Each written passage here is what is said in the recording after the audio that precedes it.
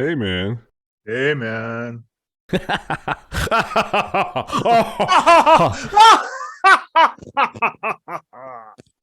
You know what this weekend is? This is the 35th. It's been 35 years since this weekend was the release of Nightmare on Elm Street 3. Ooh, and that's the best one as far as I'm concerned. No, that's awesome. That's good to remind people because I forgot about that. Yeah, 35 years. I was like, somebody reminded me of that. I was like, wow, that's It was 1987, yes, wasn't it? Yeah. 1987. Yeah. Hmm. Time flies when you're having fun. Yeah, that's what I've heard. That's the way that I hear it. just seems like it's going on and on and on. But there you go. So, And do you have anything to say about about Nightmare on Elm Street 3 that you Nightmare on Elm remember? Street 3. I have to tell you the difference. To me, the difference between Nightmare on Elm Street 4 and 3 was 4 was really big, and it was a whole group of people trying to move in one direction as fast as they possibly could. And number 3 was a fight.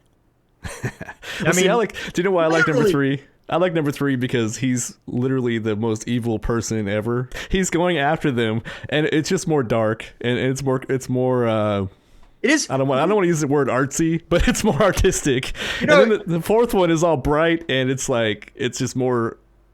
It's more of the group working together, like you said. But I like how evil he was in 3 because 4 he started being funny. And the thing is, though, it's like both of them. I mean, the kernel of both of them is the same film. Yeah. Well, Right? he did have like the humor in 3 a little bit. Right. Well, but the other thing was this: is when we did 3, we wanted to like not do that the same, like everyone gets like smaller, smaller and smaller and smaller. So they did. We did so many things on 3 that were that were new, that were different. But the group, the writing of getting together, and I think that most of that was Frank Darabont, really. The group getting together to battle Freddy kind of eliminated the biggest problem that we had, which is that Freddy had become omnipotent. Yes. Yep. I see what you're saying. Yeah. The old Superman problem, what do you do? Yeah, right. But we changed, intentionally really changed 3 things. One was we did bring out that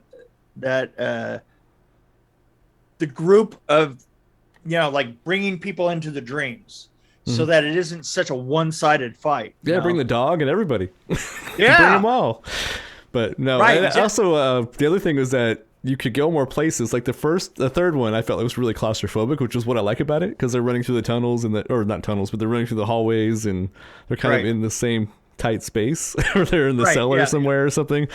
But the fourth one, you're taking them everywhere. Like, yeah, well, the fourth. See, the thing except is, for an airplane. You have to remember this, except for an airplane. You have to remember that the fourth one kind of went wherever I wanted it to. Right. Well, also you had lack of writers too. I think that helped. Yeah, lack story. of writers, and therefore, when decisions fall to the production designer, he's like, "Well, we could just make we can make the junkyard bigger." Yeah, all those paint fumes. You gotta watch out for that. But the thing about 4 is that 4 is really, really well suited for clips on YouTube because it's got all these complete pieces, that kind of stand by themselves, right? And really, and honestly, it was made that way, right? Yeah. Yeah. So being as it was made that way, and you know, it's like we would almost shoot something and everybody like gather around and go, "Oh, we're gonna do now," because they certainly didn't have a script. Well, I don't want to name any names, but there was somebody who was putting together videos for one of your, film festivals, and I don't, it was easy. Yeah, it's really easy on 4, isn't it? It's like even as far as intercutting goes, even the intercutting is as clean as you can possibly get. We're gonna go here, we're gonna go there, we're gonna go there, we're gonna go there. All right. Well, there's practically black between every scene almost. I mean, you see, and the other thing is things were so easy to the thing that you have in this is you have very few times where all of them are together. It's almost like each one of them in 4 is meeting their own fate, right? It's not like as you go along, there's a whole group of them together against Freddy, right? Right. Yeah. Exactly. And that's almost the exact opposite of the way it is on 3. I mean, they meet their fate when they get separated from the rest of the pack. Mm-hmm. So, yeah, it's funny. The difference is, and I tell people this all the time. Nightmare on Elm Street 3 is a fantastic film. Is probably, and it's far better than the first one. I mean, the thing is as far as the second one, and we don't talk about that. But why not? The thing is the second one would have been great if they had made it only 15 minutes long. Right? It's a pretty simple story. Because, the thing is the bus. Once the bus is out there and they cut away from the bus, it's like, goes all downhill from there. It's a Twilight Zone episode is really what it should be. It really is. There is really an awful lot of... It's actually 2 Twilight Zone episodes. It's the bus and then a Twilight Zone where a man doesn't know if he's gay or not, but he's going to get the judgment of hell passed upon him for Freddy. Anyway. No, but thanks for the reminder. I'm gonna go watch that movie then, because I feel like I need to reminisce about. Well, you've explained almost every scene in 3, so. Yeah, over the years, I think I've explained. You've kind of ruined it, because now I watch it, I'll hear you in the background going, "Hey, they just tricycle. They tied this thing and they pulled the string down. They crumpled it." Let me put my Mick mute on. You know what? Yeah, there's a new set of Mick headphones out. They have a McMute button. Oh wow, that's a special frequency that it's like. Yeah, that's right. Yeah. So are we talking about Crimson Peak? Because I feel like, as a production designer, we have to respect. Guillermo del Toro has a way of picking the right production designer, and in this one, I think. Well, I mean, I won't say too much right now, but anyway, it's about this. Did he claim now? Did he claim to production designer himself, or he had a production designer? He had a production designer. I'm blanking on the name. Some dude. Which is interesting because the last one we talked about, I think a girl was a production designer on that one. Right. But I can't. I thought I had the window open. See, you caught me, and with my pants down. Well, not literally, but figuratively. How would you describe this movie? It's wow. It's. I mean, the plot. Okay, so. I mean, they have on IMDb the aftermath of a family tragedy. An aspiring author is torn between love and her friend and a temptation of a mysterious outsider. Trying to escape the ghost of her past is swept away by a house that breathes, bleeds, and remembers. I don't think it's really about the house as much as about the people. It's. I'll tell you something. It's a beautiful film. Oh, and it is. It's a fantastic ghost story. The only thing that I can't understand, and I love the production design. I mean, the production design is amazing. The locations, and that had to be, Lord, tell me that has to be a location and not a set. Because if it's a set, It's Tom Sanders. I want to give him props. Not props, but I want to give him credit because I'm sure he had enough props. Yeah. Oh yeah. No, but anyway, no, it's they actually built. I was looking on the trivia on IMDb, and they actually built this house at the studio. Like every single piece of the house was part of the set. So they meticulously built it apparently, and then they took it down because they needed room in the studio apparently. That was all. Oh my god! It was an amazing house. When they walked into so there's a scene where she's walking in. Oh right. Oh, and by the way, I don't really think this is a ghost story or a horror story. To me, it was more like a kind of a gothic romance with some thriller, like Hitchcock, kind of mixed in there a little bit. It is. It is. But you know what the thing is at the worst of times, the ghosts kept coming in to be on one side or the other, you know? Right. Well, I think we can't really talk about too much of it because you want to give it away. But the ghosts were there for a very specific reason. And of course, the main character doesn't necessarily listen to them. Because there's one scene where I'm like, okay, they're literally telling you what you need to do and you're not doing it. That's right. The ghosts are on girl. Or are they? But some of the graphics, I got to tell you something. Guillermo del Toro is the one that can direct a creature coming down a hallway and make me go. Oh, that scene. There was that shot down the hallway with it looked like a Nightmare on Elm Street 3 shot. It was down a hallway. There's stuff coming through the windows. There's shadows on the floor, and then Nosferatu comes from the background. Right. You know, that's I sort of got. Did you and I both hit the Nosferatu button? Yes. Nosferatu alert. And there was actually some scenes in this movie that really kind of made me uncomfortable, which is really hard to do because I'm pretty jaded. But there were some scenes where I was just like, oh my god, I can't look at this. Like, or it was kind of it was creeping me out. Like there's one scene in particular where something happens to the dude that So you mean his face? Yes. That completely took me by surprise. I was like, you know what? And the thing is I think it's Guillermo del Toro like sits there and goes, well, where have we not done that particular thing before ever? You know, ever. Well, this is kind of like a Pan's Labyrinth with some gore. That's the way I saw it. Like, yes. Yeah. No, but it was so cool. You know what it was? It was the gothic, like you were saying, like a gothic romance.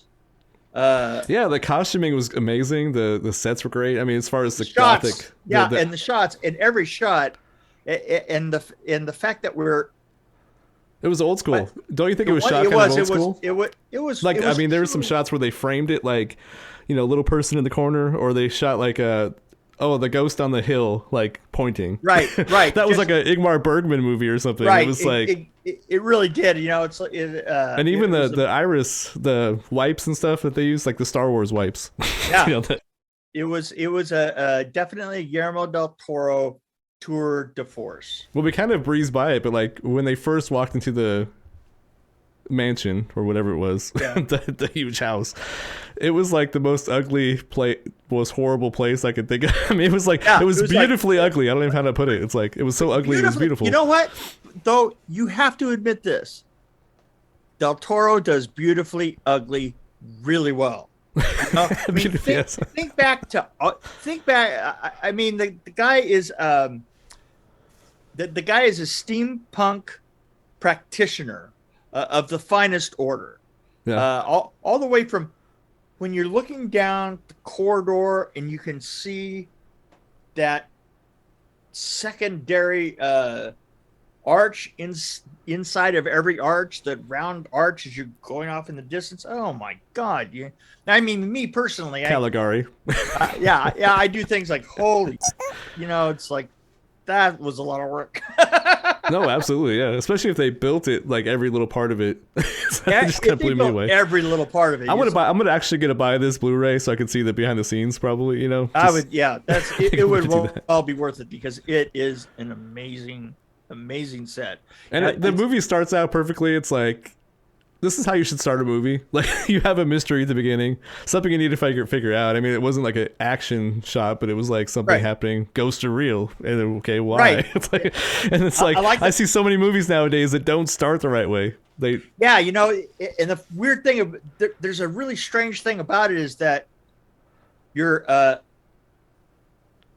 looking for that shot all the way through the film because you know that there's a match to that shot, right? Yes. You know that you're going to be seeing the rest of that, right? And you're just waiting to get there, and all of a sudden you're revealed inside of it, and you go, "Oh, whoa! How did we get here?" And you're, "Oh, now I know." But there's a bone I have to pick. Oh, here we go. I mean, it is tough with Guillermo del Toro because the thing is there's something there's something happening that this guy is doing, right? Mm-hmm. You know, he's built this huge machine for one thing, and I know that it seems you're talking about dumb. The machine that was digging the clay, or the machine? Yeah, the machine that's digging the clay, and you want to go, okay. I had a problem with that too, actually. I was like, wait, what's the point of that thing? What's clay? The point or is it blood? I'm confused. Right. You go, oh, and you know, the thing is this, I've noticed this always about Guillermo del Toro's stuff is there's always that, I hate to say this because I am so much a fan of it, and totally, I have done this before so many times because you know what the real answer is because it's cool. It added to it. But there was one point where I wanted to put a voiceover over it, like where they walked into the mansion and he stepped to the floor. I wanted to say, "We store our ketchup here." You know, it's like, I don't know. Like, yeah. The paint, especially when they're walking away. When they're walking away, you go, "Oh, did you leave that mess on the floor?" Or when she was stirring the paint.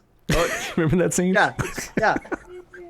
Yeah. That's, but boy, just for the imagery. Oh no, I actually love this. My only problem was I was confused by the machine, and I thought that was my confusion. I was like, really? It wasn't even part of the. It didn't even make sense. I mean, it didn't really explain why he went to America necessarily. So, yeah. But anyway. No, but like I say, the thing is there are holes that you can just drive a truck through, right? And that's kind of the point. I just saw something in the theater, Uncharted. Okay. I just saw Uncharted in the theater, and it's got Mark Wahlberg and Holiday. Mm-hmm. And the thing that it came from a game, right? Yes. Uncharted was a game. And here's the thing about it, is because of that, it's a live action film. The beans is it came from a game, they really take some liberties with reality. There's a helicopter carrying around a boat, and not just a boat, but there is a duel in this that's two helicopters that have underneath galleons fighting, and they're like the one galleon is chasing the other one, and they're firing off the cannons and the galleons at each other, and you're going, okay, where do I start? Where do I? I wouldn't say any Fast and Furious movie makes sense. We might have to get to that movie at some point. What about Mortal Kombat? A lot of stuff was kind of a little out there, I thought. Hey! And that was a video game. Hey! Sorry about that. Anyway. So I like this film. I did have a little trouble with the logic. I don't think that I liked it, enough to crack the 4 barrier. So I would have to do it 3.9. I really like this. No, actually, I seriously am gonna buy the DVD. I think for me, it's at least a 4.3. I think it's pretty up there for me. I really enjoyed it. For me, it was all about the atmosphere, the costume, the lighting, the sets, the gorgeous scenery. The actors were amazing. The whole thing. I didn't really care about the plot holes. There were some plot holes here and there, but I was carried away by the romance too. I think a little bit. Like, oh, is she gonna kiss him? It was. Oh my God. Oh, is she gonna kiss him? Oh. Anyway, no. Undeserved. But there was some good twists too. You know what? It was an unearned romance. Wasn't there some good twists in here though? Like, I mean, okay, the part where the sister does something to the brother, kind of makes an injury kind of thing happen. I'm trying to be vague. And then like when she finally sees the brother later on, right? She sees, that's a nice little twist that I think she's seeing something which she hadn't seen any of the other ones, but suddenly she's seeing it.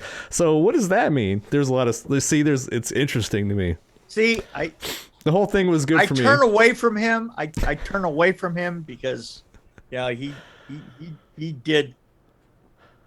It's. Well, I'm also walking off. I watched literally a week ago. I watched that other movie by him, which I thought was average. Nightmare Alley, the remake. This was by far better, and it was like Pan's Labyrinth, not as good as Pan's Labyrinth, but it was. This was like stellar. Yeah. Compared to that. And I think he wasn't going for a horror movie, so I think if you walk into it thinking, I'm going to see a nice horror movie, this isn't for you. This actually almost felt like an Ingmar Bergman Hitchcock movie. It was like it was like a thriller. In thinking about it, you have convinced me that it's less horror and more that. But that changes how you look at it. The same time as this is, other than the girl with the golden locks, who doesn't understand, who can't realize that he basically said the whole plot to the book that she wrote. And he didn't even look at it. It's like, how did that happen? Right. And she was kind of dumb. Like, there were a couple points where I was mad at her, like where the ghost is literally saying, she just, yeah, even using her first name the whole bit. Yeah, if a ghost told me like first name, beep boop, beep boop, you're gonna have beep boop, I would be like, and at the same time, you're sitting there going, I like the romantic parts. So actually, but that logic is bad. My logic is bad, I should say. Your logic's terrible. Because think about it, all movies that I like generally have a main character that's stupid and does some dumb, and that's why it's interesting. It's like. So if you think she was blinded by love, she was blinded by this suave guy that came from another country that talked funny and had a funny title. Baronets. My name is Baronet Thomas. How are you? And she was like, I want to dance with him. Oh, is that what it is? And I think she was just trying to get Eunice angry. Eunice. But anyway. Yeah, there's no, if I was carried away by the story a little bit, but I was more carried away by the atmosphere of the whole thing. Everything kind of put together to create a nice little escape for me, I think. I just like nicer people. And the fact that a couple of scenes freaked me out a little bit worked for me. Even better. Even with the CGI. Anyway. Are we done with this? I do like those suits they had. I want to see how they made those. I did like, I tell you, the funny thing is that I know that the interior was incredibly impressive, but in the snow at the end, the outside shots were also incredibly impressive. The shots of the machine. Mm-hmm. Where they're going around it? Yeah. Yeah. That circling around that shot was sweet. And there were some good pirate shots too, like with the the hair flying. Yeah. I cut your hair. Anyway,